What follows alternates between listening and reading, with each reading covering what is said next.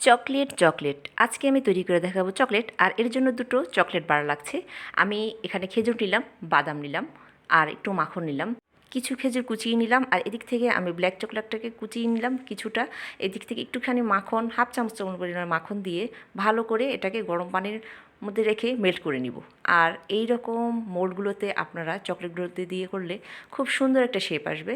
আমি বাদাম দিলাম, তার সাথে একটু খেজুর দিলাম এবং উপর দিয়ে চকলেটটাকে ছড়িয়ে কিছু আস্ত খেজুর নিয়ে এর ভিতরে কিছুটা নারকেল পুড়ে দিলাম বিচিটাকে ফেলে। এরপরে কালো চকলেটটাকে গড়িয়ে নিয়ে একটা স্ট্রেনারের উপরে রেখে দিলাম।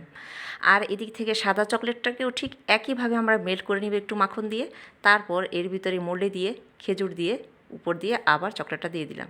আমি এটাকে ফ্রিজের নর্মাল টেম্পারেচারে 20 মিনিটের জন্য রেখে দিয়েছি। তারপর দেখুন আমার এখানে 20 মিনিট পর হয়ে গেছে। আর ওদিক থেকে খেজুরের উপর আমি কিছুটা সাদা চকলেট ছড়িয়ে দিয়েছি। দেখুন কতটা সুন্দর হয়েছে ভিতরটা দেখতে। খুব সহজে তৈরি করতে পারবেন।